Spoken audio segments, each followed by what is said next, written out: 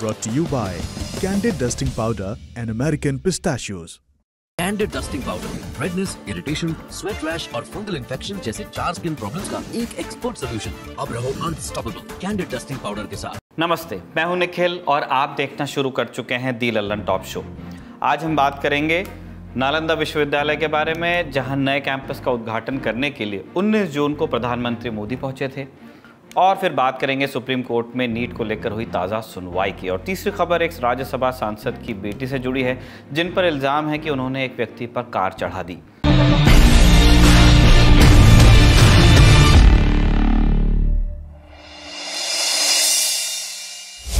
प्रधानमंत्री नरेंद्र मोदी 19 जून को बिहार के नालंदा विश्वविद्यालय पहुंचे और इसके नए कैंपस का उद्घाटन उन्होंने किया। 1600 साल पुराने प्राचीन नालंदा विश्वविद्यालय के अवशेषों का भी प्रधानमंत्री ने करीब 15 मिनट तक दौरा किया। इसके बाद नालंदा यूनिवर्सिटी के नए स्वरूप का नई बिल्डिंग का उद्घाटन किया। इस दौरान प्रधानमंत्री के साथ विदेश मंत्री डॉक्टर जयशंकर, बिहार के राज्यपाल राजेंद्र विश्वनाथ अर्लेकर, मुख्यमंत्री नीतीश कुमार, उप मुख्यमंत्री सम्राट चौधरी भी मौजूद रहे। 17 देशों के राजदूत भी कार्यक्रम में हिस्सा लेने पहुंचे। प्रधानमंत्री ने यहाँ 3 खास बातें कही। कौन कौन सी?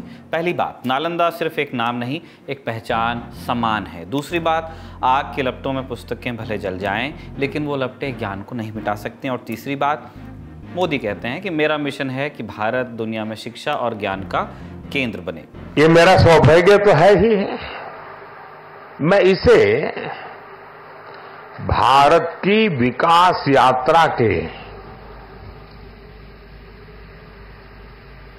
एक शुभ संकेत के रूप में देखता हूं। नालंदा ये केवल नाम नहीं है, नालंदा एक पहचान है, एक सम्मान है, नालंदा एक मूल्य है, नालंदा एक मंत्र है, गौरव है, गाथा है। नालंदा है उद्घोष इस सत्य का कि आग की लपटों में पुस्तकें भले जल जाएं, लेकिन आग की लपटें ज्ञान को नहीं मिटा सकती।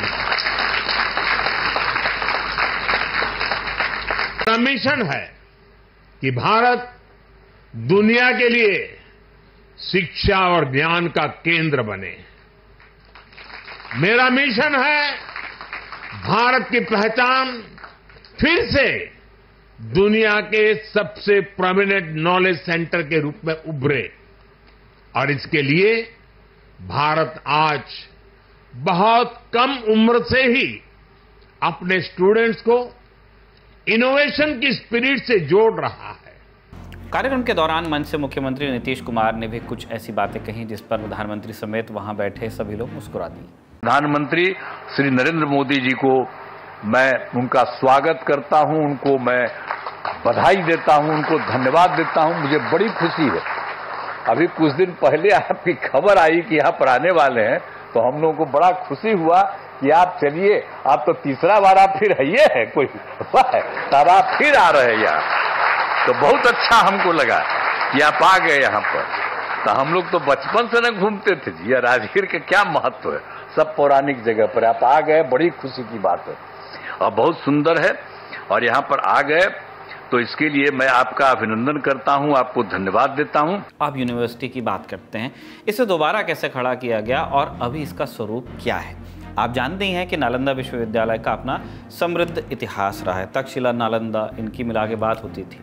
प्राचीन काल में विश्वविद्यालयों के साथ जो कुछ भी हुआ, जिसका जिक्र हम आगे करेंगे, उसके बाद विश्वविद्यालय को पुनर्जीवित करने की दिशा में काम 2007 में शुरू हुआ। यूनिवर्सिटी को दोबारा खड़ा करने के लिए एक एडवाइजरी बोर्ड बनाया गया। अर्थशास्त्री और नोबेल पुरस्कार विजेता प्रोफेसर अमर्त्य सेन इसके अध्यक्ष बनाए गए थे। बाद में सेन यूनिवर्सिटी के कुलपति भी हुए।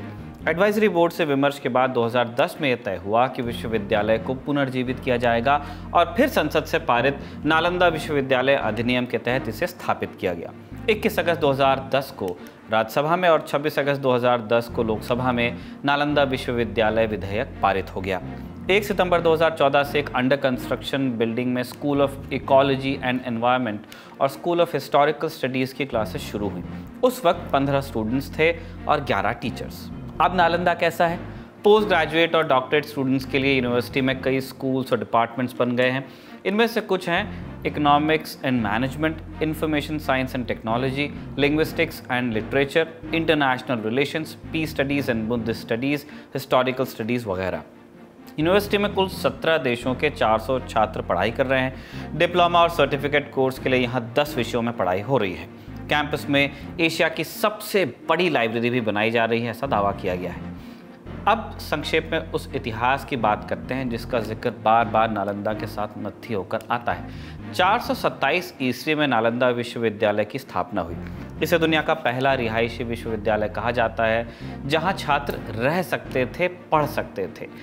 यहाँ एक समय में मिडिल ईस्ट और एशिया के करीब 10,000 छात्र एक परिसर में रहते हुए पढ़ाई करते थे। ये छात्र मेडिसिन, तर्कशास्त्र, गणित और बौद्ध सिद्धांतों की पढ़ाई करते थे। उस वक्त वहाँ की लाइब्रेरी में करीब 90 लाख किताबें थीं। तिब्बती धर्मगुरु दलाई लामा ने नालंदा के लिए एक बार कहा था कि हम लोगों को जो भी बौद्ध ज्ञान मिला वो सब नालंदा से आया था। BBC ट्रैवल के लिए सुगत मुखर्जी ने नालंदा पर विस्तार से एक रिपोर्टाज लिखा है। इसमें तमाम इतिहासकारों से बात की गई है। उसके आधार पर लिखा गया है कि 1190 के करीब, यानी आज से 800 साल से अधिक समय पहले, तुर्क और अफगान सैन्य जनरल बख्तियार खिलजी के नेतृत्व में आक्रमणकारियों की सैन्य टुकड़ी ने नालंदा विश्वविद्यालय को नष्ट कर दिया था। नालंदा का परिसर इतना विशाल था कि कहा जाता है कि हमलावरों के आग लगाने के बाद परिसर और ख़ासकर कि यहाँ की किताबें 3 महीनों तक जलती रहीं। आज नज़र आने वाली 23 हेक्टेयर की साइट मूल विश्वविद्यालय का जो परिसर था उसका एक छोटा हिस्सा है। हालांकि नालंदा पर हमला क्यों किया गया इसकी वजह स्पष्ट नहीं है, इतिहासकार सहमत नहीं है। नालंदा के खंडहरों के साथ बने संग्रहालय के निदेशक शंकर शर्मा कहते हैं कि कोई एक निश्चित वजह के बारे में बता पाना मुश्किल है कि हमला आखिर क्यों हुआ था।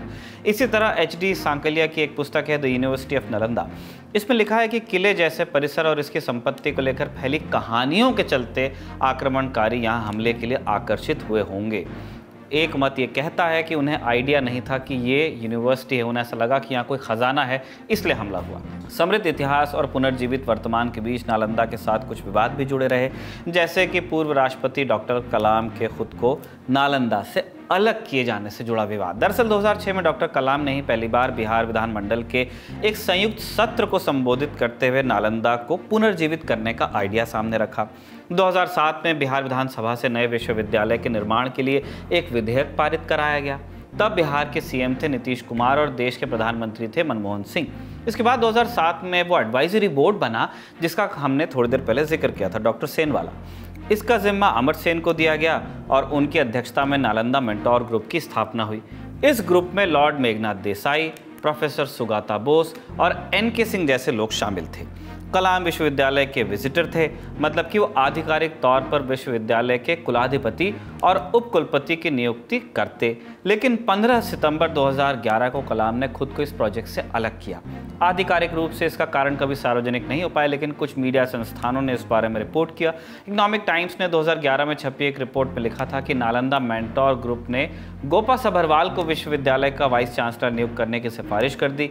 सभरवाल तब दिल्ली के लेडी श्रीराम कॉलेज में समाज शास्त्र की रीडर थी। नालंदा प्रोजेक्ट को संभाल रहे विदेश मंत्रालय ने उनकी नियुक्ति को स्वीकार कर लिया, लेकिन असल में वो 1 साल से VC डेजिग्नेटेड के तौर पर इस पद पर काम कर रही थी। उनकी नियुक्ति पक्की नहीं हो पा रही थी क्योंकि कलाम के दफ्तर से उन्हें ऑफिशियल नहीं किया जा रहा था, अधिसूचित नहीं किया जा रहा था। गोपा सभरवाल की नियुक्ति मेंटोर ग्रुप और मंत्रालय की तरफ से पक्की कर दी गई। इस पर विवाद हुआ।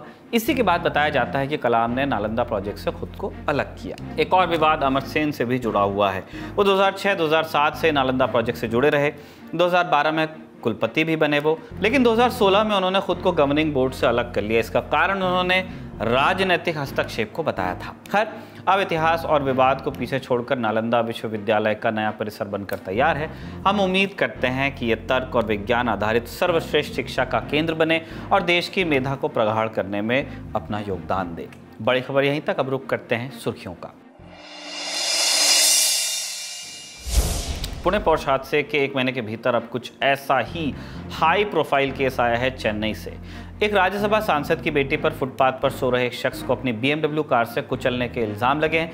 शख्स की मौत हो गई। आरोपी महिला को कुछ घंटे में थाने से ही जमानत भी मिल गई। आरोपी महिला का नाम माधुरी है। वो YSR कांग्रेस पार्टी के राज्यसभा सांसद बीडा मस्तान राव की बेटी हैं। इल्जाम है कि 17 जून की रात को माधुरी अपनी BMW कार ड्राइव कर रही थी। उनके साथ एक दोस्त भी थी। तभी रास्ते में माधुरी ने 24 साल के सूर्या के ऊपर गाड़ी चढ़ा दी। सूर्या चेन्नई के बसंत नगर इलाके के फुटपाथ पर सो रहे थे। मीडिया रिपोर्ट्स के मुताबिक माधुरी और उनकी दोस्त घटनास्थल से भाग गईं। कुछ लोगों ने सूर्या को अस्पताल भी पहुंचाया, लेकिन इलाज के दौरान उनकी मौत हो गई। मृतक क्या करते थे, फुटपाथ पर क्यों सो रहे थे, यह भी स्पष्ट नहीं है। CCTV फुटेज के आधार पर पुलिस ने कार की डिटेल्स निकलवाई।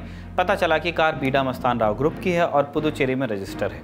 ये ग्रुप राज्यसभा सांसद बीडा मस्तान का ही है और सी फूड इंडस्ट्री से जुड़ा है। इसी के आधार पर बाद में माधुरी को गिरफ्तार किया गया, लेकिन पुलिस स्टेशन से ही उन्हें जमानत मिल गई। बीडा मस्तान राव 2022 में राज्यसभा सांसद हुए थे। अगली सुर्खी नीट UG रिजल्ट पर चल रहे विवाद से संबंधित है।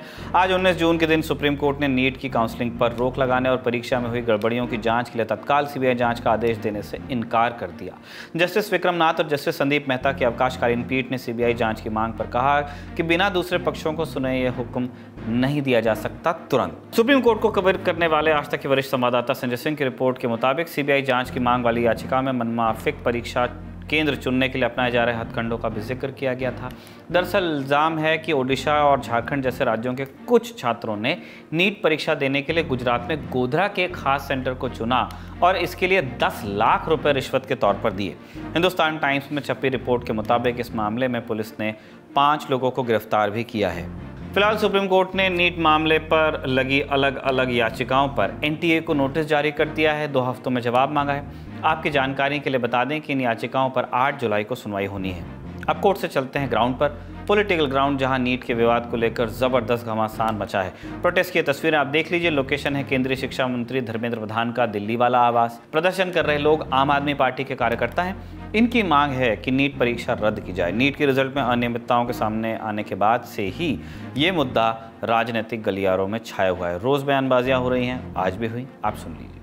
हमें शायद गुस्सा नहीं आता जब भी चुनाव आता है, जाति के नाम पे, धर्म के नाम पे, क्षेत्र के नाम पे, भाषा के नाम पे हमें लड़ाया जाता है, हमारा वोट लिया जाता है, मोदी जी का गुणगान किया जाता है, लेकिन देश के नौजवानों की बात नहीं होती।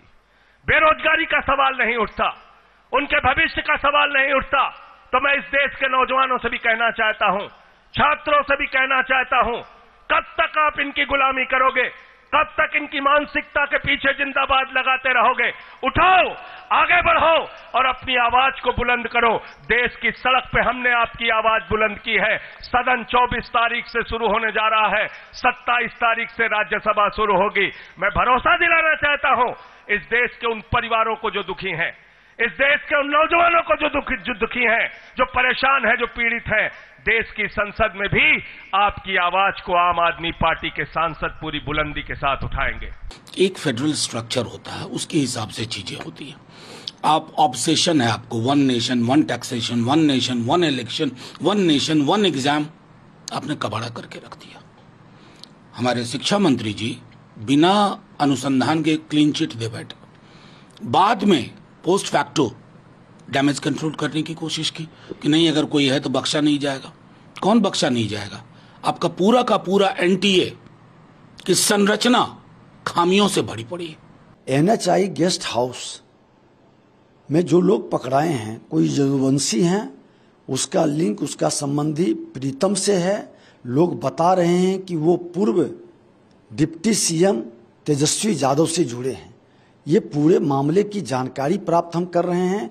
जिनका नाम आ रहा है, जो उनके परिवार से, उनके PA से, उनसे जुड़े लोग हैं, जो चर्चा में है, तो बताना पड़ेगा कि आखिर कौन मंत्री और कौन लोग इस तरह के यूज कर रहे थे। अब चलते हैं बिहार, जहां नीट पेपर लीक कांड की जांच चल रही है। आज तक के संवाददाता आदित्य वैभव की रिपोर्ट के मुताबिक पेपर लीक के मामले में पटना की जेल में भेजे गए अभ्यर्थियों ने कबूल किया है कि नीट परीक्षा से 4 घंटे पहले प्रश्न पत्र और उसका उत्तर उन्हें मिल गया था। इसके बाद इसका प्रिंट आउट लिया गया और 5 मई को सुबह 10 बजे इन्हें रटाना शुरू किया गया। अनुराग यादव नाम के एक अभ्यर्थी ने तो ये तक बताया कि उसे पटना में NHAI के गेस्ट हाउस में ठहराया गया ताकि उसे नीट के लीक हुए पेपर से जवाब रटाया जा सके। रिपोर्ट के मुताबिक गेस्ट हाउस में कमरा बिहार के किसी मंत्री के जरिए बुक किया गया था। आज का ललन टॉप शो यहीं तक। अपना और अपनों का ख्याल रखिए। अगले एपिसोड में आपसे मुलाकात होगी, ऐसी कामना के साथ विदा लेते हैं। शुक्रिया, शुभ रात्रि।